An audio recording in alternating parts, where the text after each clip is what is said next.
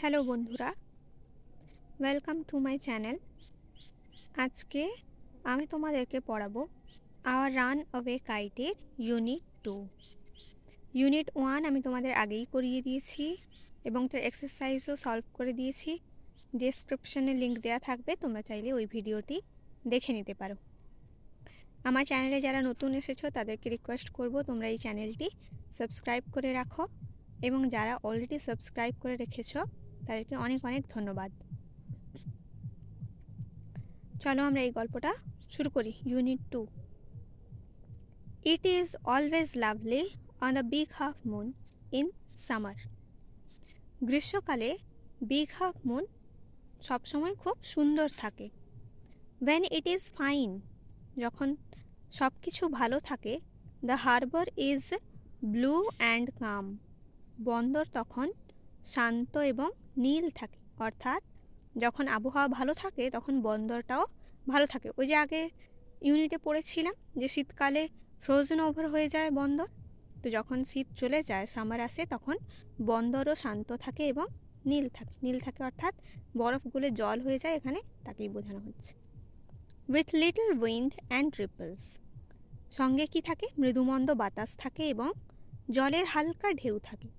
Ripple হচ্ছে গিয়ে, তোমরা যদি দেখো পুকুরে যদি একটা ঢিল ছুঁড়ে দাও, দেখবে ছোট ছোট মৃদু ঢেউ চারিদিকে ওঠে, ওটা কি বলা হয়? Ripple.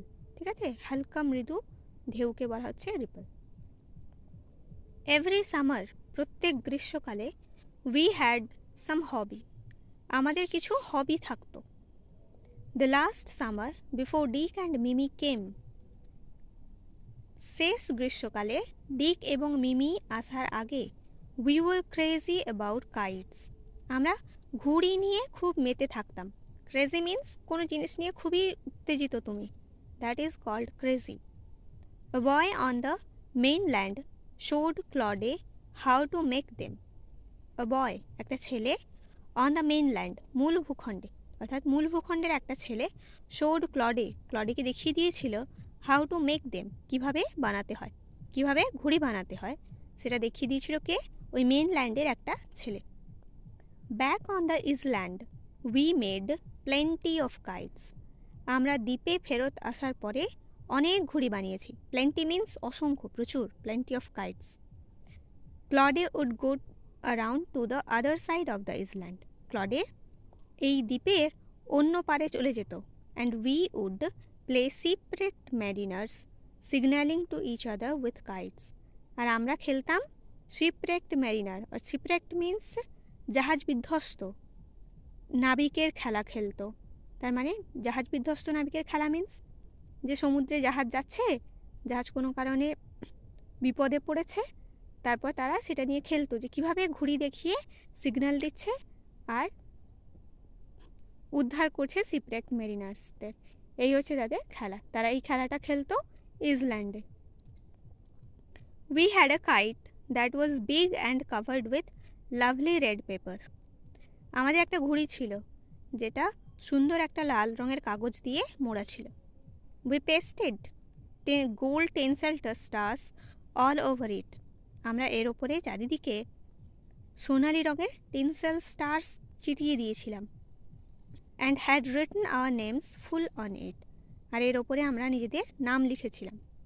ক্লডেলিটি and Philipality, big half moon lighthouse, নামগুলো কি কি? Claudelity and Philipality. দেখো এতক্ষণে আমরা ন্যারেটারের নাম পেলাম। The name of the narrator is ফিলিপালিটি, আর তাদের ঠিকানা big half moon light house, এটা তারা লিখে দিয়েছিল ঘুড়ির ওপর। টিনসেল কথার অর্থ হচ্ছে যে চকচকে কিছু জিনিস, ঠিক আছে, আমরা ডেকোরেশন করানোর সময় লাগাই না, স্টারসের মতো দেখতে চকচক করে কিছু, ওরকম জিনিসগুলোকে যেগুলো দিয়ে ডেকোরেশন করা হয় তাকে বলা হচ্ছে টিনসেল। ঠিক আছে, টিনসেল স্টার্স মিন্স ওই চকচকে সোনালি রঙের কিছু তারার মতো দেখতে জিনিস। One day there was a grand wind for kite flying. একদিন ঘুড়ি ওড়ানোর জন্য প্রবল বাতাস হয়েছিল। গ্র্যান্ড উইন্ড, গ্র্যান্ড মানে খুব বড়, বাতাস কিভাবে বড় হয়, মানে খুব জোরে বাতাস বইছিল, তাই তাকে গ্র্যান্ড উইন্ড বলা হয়েছে। I am not sure how it happened, আমি জানি না এটা কিভাবে হলো, but I was bringing the kite from the house. কিন্তু যখন আমি ঘর থেকে ঘুড়িটা নিয়ে আসছিলাম, আই ট্রিপড, আমি হোঁচট খেলাম, and fell over the rocks, আর পাথরের ওপরে পড়ে গেলাম। My elbow went clear through the kite, আর ঘুড়ির মধ্যে দিয়ে আমার কনুইটা ঢুকে গেল। মেকিং আ বিগ হোল, এর ফলে একটা বড় ফুটো তৈরি হলো। কি বলছে যে ন্যারেটর যখন ঘুড়ি ওড়ানোর জন্য আসছিল ঘুড়িটা নিয়ে ঘর থেকে, সেই সময় পাথরে হোঁচট খেয়ে পড়ে যায়, যার ফলে একটা ঘুড়িতে বড় গর্তের সৃষ্টি হয়।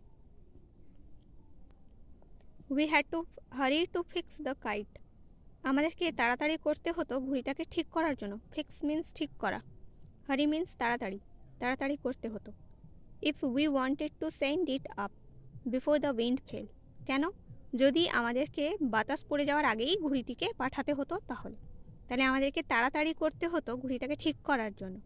কারণ হচ্ছে যে বাতাস পড়ে যাওয়ার আগেই, জোরে বাতাস বইছে, বাতাস কমে যাওয়ার আগেই আমাদেরকে ঠিক করতে হবে ঘুড়িটা, যাতে আমরা ঘুড়িটাকে অন্যদিকে পাঠাতে পারি। We rushed into the lighthouse to get some paper. We rushed into the lighthouse to get some paper.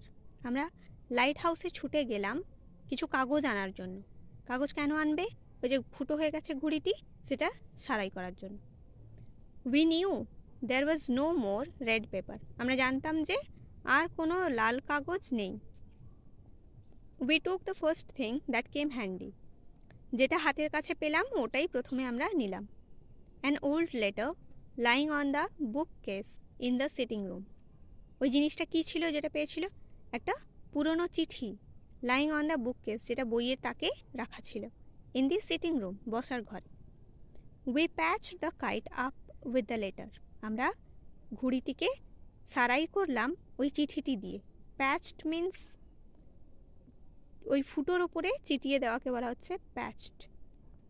A sheet on each side and dried it by the fire. ওই কাগজটা উভয় দিকে চিটিয়ে দিলাম এবং আগুনে শুকিয়ে নিলাম। We started out and up went the kite like a bird. আমরা এবার ঘুড়ি ওড়ানো শুরু করলাম এবং ঘুড়ি পাখির মতো অনেক অনেক উপরে উড়ে গেল। The wind was glorious. বাতাস প্রবল ছিল। গ্লোরিয়াস মানে হচ্ছে যে ঐতিহ্যপূর্ণ, খুব ভালো। এখানে গ্লোরিয়াস কথার অর্থ যে প্রচুর বাতাস বইছে, খুব জোরে। অ্যান্ড ইট সোড, এর ফলে ওপরেও উঠে গেল। সোড মিন্স উঁচুতে ওঠা। বাতাস জোর হচ্ছে তাই ঘুড়ি অনেক উঁচুতে উঠছে। অল অ্যাট ওয়ান্স, স্ন্যাপ, হঠাৎ কি হলো? স্ন্যাপ মানে ঘুড়িটা ছিঁড়ে গেল। And there was Claude standing with a bit of cord in his hand. আর ক্লডে হাতে একটা সুতোর টুকরো নিয়ে দাঁড়িয়ে আছে। লুকিং ফুলিশ, দেখতে লাগছে বোকার মতো। তোমরা একটু চিন্তা করে দেখো কেমন হবে দেখতে, যে খুব জোরে বাতাস বইছে, ঘুড়িও অনেক উঁচুতে উঠছে, হঠাৎ করে ঘুড়িটা ছেড়ে গেল, আর ক্লডে বোকার মতো দাঁড়িয়ে আছে, হাতে শুধু একটা সুতো। খুব মজাদার না সিনটা? একটু চোখ বন্ধ করে ভাবো, খুব মজাদার। Our kite had sailed away over to the mainland. আমাদের ঘুড়িটি পাড়ি দিয়েছে কোথায়? মূল ভূখণ্ডে। তার মানে ঘুড়ি তো ছেড়ে গেছে সুতো থেকে, তো বাতাস জোরে বইছিল, যার জন্য মেনল্যান্ডে চলে গেছে ঘুড়িটি। চলো এবার এক্সারসাইজগুলো আমি আলোচনা করে দিই। দেখো, choose the correct alternative to complete the following sentences. সঠিক উত্তরটা খুঁজে নিয়ে লিখতে হবে। First question, in summer the big half moon is always dash, always lovely. চলো প্যাসেজে দেখিয়ে দিই এটা কোথায় আছে। দেখো একেবারে first line, 40 page first line, it is always lovely on the big half moon, মানে সামারে বিগ হাফ মুন কেমন থাকে? লাভলি থাকে। চলো এবার second question, back on the island Claude and the narrator made plenty of. দ্বীপে Claude এবং narrator অসংখ্য কি বানাতো? কাইটস বানাতো। পাপেটস বানাতো, পুতুল না, মাস্ক মুখোশ বানাতো নয়, কাইটস বানাতো। So the right answer is kite.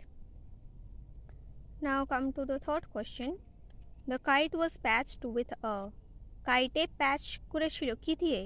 Letter দিয়ে করেছিল, অ্যান ওল্ড লেটার, ওই পুরনো চিঠিটা পেয়েছিল বুক কেসে, সেটা দিয়েই লাগিয়েছিল। So the answer is letter. এবার চলে এসো 5-এর দাগে।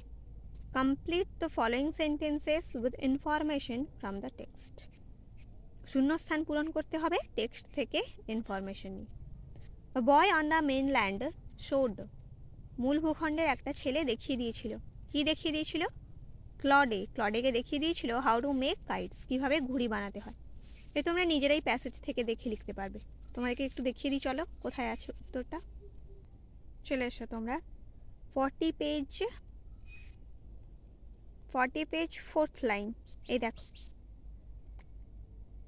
The mainland showed Claude how to make them. এই যে হ্যাঁ, boy on the mainland showed Claude how to make them, এটা দেখিয়েছিস, শেষে দেখিয়ে দিয়েছিল যে কীভাবে, ক্লডেকে দেখিয়ে দিয়েছিল how to make them. Them means here the kites, so ওখানে দেমের জায়গায় তোমরা দ্য কাইটস লিখবে। এবার দেখো, on the kite Claude and narrator pasted. কাইটের ওপর ক্লডে আর ন্যারেটর কি পেস্ট করেছিল? গোল্ড টিনসেল স্টার্স পেস্ট করেছিল। তোমরা প্যাসেজ থেকে দেখে লিখতে পারবে। ক্লডে ওয়াজ স্ট্যান্ডিং উইথ, ক্লডে দাঁড়িয়েছিল কি নিয়ে? A bit of cord in his hand looking foolish. ওই যে মজাদার ঘটনাটার কথা বলেছিলাম। প্যাসেজে দেখিয়ে দিই, চলো কোথায় আছে। চলে এসো তোমরা 42 page and the last line here. And there was Claude standing with a bit of cord in his hand looking foolish. এর দূর হচ্ছে তোমাদের উত্তর। Now come to question number 6. Statement and reason. Statement মানে কিছু বাক্য দেয়া আছে, তোমাদের তার কারণটা লিখতে হবে। এই ঘটনাগুলো কারণ তোমাদেরকে এখানে রিজনের জায়গায় লিখতে হবে। রিজনস মিন কারণ। The narrator's elbow went through the kite. ঘুড়ির ভেতর দিয়ে ন্যারেটারের এলবো ঢুকে গেছিল। কারণ কি? ওই যে the narrator tripped and fell over the rocks. কারণ কি? ন্যারেটার পড়ে গেছিল এবং পাথরে ধাক্কা লেগে পড়ে গেছিল। Come to 42 page. তোমাদেরকে আমি উত্তরটা দেখিয়ে দিচ্ছি কোথায় লেখা আছে। 42 পেজ 2nd লাইন। এই দেখো, I tripped and fell over the rocks. Here I means Claude, means sorry, there I means the narrator. Okay, so তোমরা আইয়ের জায়গায় the narrator লিখো। The narrator tripped and fell over the rocks. Next question. Claude and the narrator hurried to fix the kite. Claude এবং narrator তাড়াহুড়ো করেছিল ঘুড়িটিকে ঠিক করার জন্য। কারণ কি? বাতাস পড়ে যাবে তাই। They wanted to send the kite before the wind fell. প্যাসেজে চলো একটু দেখিয়ে দিই কোথায় আছে। First line, we wanted to send it up before the wind fell. বাতাস পড়ে যাওয়ার আগে আমরা পাঠাতে চেয়েছিলাম। তোমরা এখানে উই লিখবে না, তোমরা এখানে দে লিখতে পারো, ঠিক আছে। Now come to the third question. The kite soared. ঘুড়িটি উঁচুতে উঠে গেল। কারণ কি ছিল? যে খুব জোরে বাতাস বইছিল। The wind was glorious. প্যাসেজে দেখিয়ে দিই চলো। এই যে 42 পেজ শেষ থেকে 2nd লাইন দেখো, এই যে উইন্ড ওয়াজ গ্লোরিয়াস, এটা হচ্ছে রিজন। তোমরা এই উত্তরগুলোকে চাইলে খাতায় নোট ডাউন করে রাখতে পারো, বা তোমরা একটু বুঝে নিলে তোমরা নিজেই লিখতে পারবে, ঠিক আছে। এই পড়াটা খুব সোজা, তোমরা একটু ঠিক করে ভালো করে রিডিং পড়ো, ওয়ার্ড বাই ওয়ার্ড মিনিং পড়ো, তাহলেই তোমরা সমস্ত প্রশ্নের উত্তর নিজেরা করতে পারবে। আর প্যাসেজ চ্যাপ্টারটা পড়া হয়ে গেলে তোমরা প্রশ্নবিচিত্রা অথবা পুরনো টেস্ট পেপার থেকে এই চ্যাপ্টারের কোশ্চেন্সগুলো সলভ করো। তোমাদের কনফিডেন্স বাড়বে এবং তোমরা অনেক বেশি সিনকে ভালোভাবে অ্যাটেম্প্ট করতে পারবে। আর বেশি করে তোমরা রিডিং পড়ো এবং এক একটা ওয়ার্ডসের মানে পড়ো, কি বলতে চাইছেন, কি লেখা আছে, এক একটা শব্দের মানে। তোমরা যে কোনো ধরনের প্রশ্ন তোমরা পরীক্ষায় অ্যাটেম্প্ট করে আসতে পারবে। সিন তো খুব সোজা, তোমাদের ওই সিনকে তোমাদেরকে টার্গেট করতে হবে, ওতে যাতে একটাও নাম্বার কোথাও না যায়। সিনে পুরো নাম্বার তোলা খুবই ইজি। তোমরা বই পড়ার সঙ্গে সঙ্গে প্র্যাকটিস বই, যেমন প্রশ্নবিচিত্রা, এখন তো অনেক প্র্যাকটিস বই আছে, কোশ্চেন ব্যাংক, টার্গেট, অনেক কিছু আছে, তোমরা ওগুলো করতে পারো, প্র্যাকটিস করতে পারো, অথবা পুরোনো টেস্ট পেপার সলভ করতে পারো। ওগুলো তোমরা সলভ করো, তোমাদের কনফিডেন্স বাড়বে আর তোমরা খুব ভালোভাবে হ্যান্ডেল করতে পারবে সিন পোর্শনটাকে। ওকে, তাহলে আজকে আমার ভিডিও এখানেই শেষ করছি। তোমরা যদি উপকৃত হয়ে থাকো আমার এই ভিডিও থেকে, অবশ্যই তোমরা কমেন্ট করো। আমার জন্য তোমাদের পজিটিভ ফিডব্যাকস পেলে অনেকটাই ভালো লাগে, আরও বেশি করে ভালো ভিডিও বানাতে আমরা উৎসাহ পাই। So thank you, see you in the next video.